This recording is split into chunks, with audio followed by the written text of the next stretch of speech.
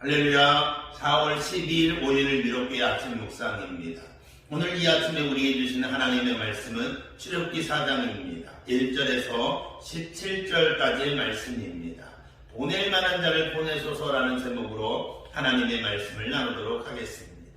미디안 땅에서 양떼를 치던 모세는 어느 날 호렙산에 이르게 됩니다. 그곳에서 하나님께 사명을 부여받게 됩니다. 그 부르심에 모세는 하나님께 질문을 합니다. 그 첫 번째 질문입니다. 내가 누구기에 바로에게 가며 이스라엘 자손을 애굽에서 인도하여 낼 수 있겠습니까? 라는 질문입니다. 두 번째 질문입니다. 내가 이스라엘 자손에게 너희의 조상 하나님이 나를 너희에게 보내셨다 하면 그들이 내게 묻기를 그의 이름이 무엇이냐고 물을 텐데 내가 무엇이라고 대답해야 합니까? 라는 것이었습니다. 하나님은 이 질문에 친절하게 답을 해 주셨습니다. 하지만 모세는 그 답으로는 아직 충분하지 못하다고 생각했는지 오늘 본문의 세 번째 질문을 합니다. 1절 말씀입니다. 새 번역 성경으로 읽어드리겠습니다. 그러나 모세는 이렇게 말씀드렸다. 그들이 저를 믿지 않고 저의 말을 듣지 않고 주님께서 너에게 나타나지 아니하셨다면 어찌합니까? 이렇게 질문을 합니다. 자신이 하는 말을 이스라엘 백성들이 신뢰하지 않으면 어떡하냐는 것입니다. 그러자 주님은 이에 대한 답으로 세 가지 이적을 보여주시며 행하게 합니다. 첫 번째 이적은 지팡이를 뱀이 되게 하는 것이었습니다. 두 번째는 나병이 생기는 이적이었습니다. 그리고 이 두 이적을 통해서도 믿지 않으면 나일강 물을 피가 되게 하는 이적을 행하시겠다고 하시는 겁니다. 이처럼 하나님은 모세의 질문에 표적의 표징까지 보여주시며 충분하게 답변을 해 주십니다. 그런데 이번에는 모세가 자신의 부족함을 가지고 핑계를 대기 시작하는 겁니다. 10절 말씀입니다. 모세가 여호와께 아뢰되 오수여 나는 본래 말을 잘하지 못하는 자니이다. 주께서 주의 종에게 명령하신 후에도 그러하니 나는 입이 뻣뻣하고 혀가 둔한 자입니다. 이렇게 핑계를 대기 시작합니다. 그런데 하나님이 이렇게 대답하셨습니다. 11절에서 12절 말씀입니다. 여호와께서 그에게 이르시되 누가 사람의 입을 지었느냐?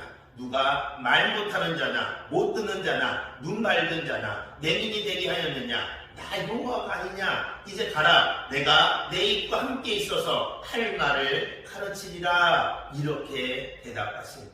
사람의 입을 지으신 자가 바로 하나님이시고 그 하나님이 모세 입과 함께해서 할 말을 알려주시겠다라고 하는 것입니다.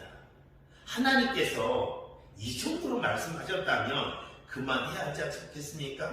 그런데 모세가 또 토를 답니다. 13절입니다. 모세가 이르되 주여 보낼 만한 자를 보내소서. 이렇게 토를 답는 겁니다. 하나님께서 모세의 의문에 충분히 설명하고 표정을 보여주셨음에도 불구하고 모세의 결론이 뭐냐면 자신은 그럴 만한 자가 못 된다라는 겁니다. 그러니까 보낼 만한 자를 보내라는 겁니다. 여기까지 이러자 참고 계셨던 하나님께서 마침내 화를 내십니다. 그리고 다시 한번 모세의 부족함을 채워주시고 도와주시겠다고 약속하시는 겁니다. 14절에서 17절 말씀입니다. 역시 새번역 성경으로 제가 읽어드리겠습니다. 주님께서 모세에게 크게 노하시어 말씀하셨다. 내 입사람인 너의 형 아론이 있지 아니하느냐? 나는 그가 말 잘하는 줄 안다. 그가 지금 너를 만나러 온다. 그가 너를 보면 참으로 기뻐할 것이다. 너는 그에게 말하여 주어라. 내게 할 말을 그에게 일러 주어라. 내가 말할 때에나 그가 말할 때에나 내가 너희 둘 다 돕겠다. 너희가 하여야 말을 가르쳐 주겠다. 그가 너를 대신하여 백성에게 말할 것이다. 그는 너의 말을 대신 전달할 것이요 너는 그에게 하나님같이 될 것이다. 너는 이 지팡이를 손에 잡아라. 그리고 이것으로 이적을 행하여라. 이렇게 말씀하십니다. 하나님은 모세를 위해서 형 아론을 대변자로 삼으시겠다는 것과 모세와 함께 하시겠다는 것을 약속해 주십니다. 이뿐 아닙니다. 모세에게 권위를 부여해 주시고 이적을 행할 수 있도록 하신다라는 겁니다. 저는 오늘 본문을 통해서 한 가지 생각해 볼 수 있는 것이 있습니다.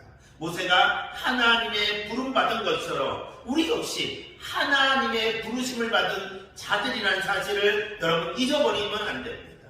다시 말하면 우리는 사명자로 부름받은 자들이라는 것입니다. 각자 사는 모습은 다를지라도 한 사명 아래 부름받고 살아가고 있습니다. 그런데 하나님은 사명자로 살라고만 하는 것이 아닙니다. 사명자로서의 삶을 감당할 힘도 주셨다라는 사실입니다.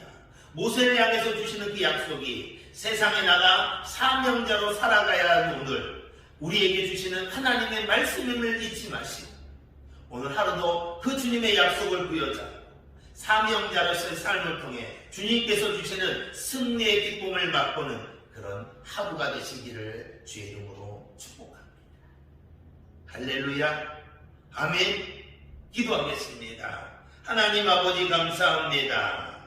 모세를 사명자로 부르셨듯이 오늘 우리를 사명자로 부르신 하나님, 그 부르심에 다시 한번 깊이 생각하고 각인하는 한날 되게 하여 주시옵소서. 하나님의 부르심 앞에 할 수 없습니다. 그럴 만한 자격이 없습니다. 다른 사람을 보내십시오. 이렇게 말하지 않고 우린 약하지만 하나님이 친히 강함이 되어 주신다는 그 약속을 부여잡고 오늘도 주어진 자리에서 잘 자리를 지키며 하나님을 영광에 내는 그런 한날 되게 하여 주시옵소서. 예수님의 이름으로 축복하며 기도합니다. 아멘.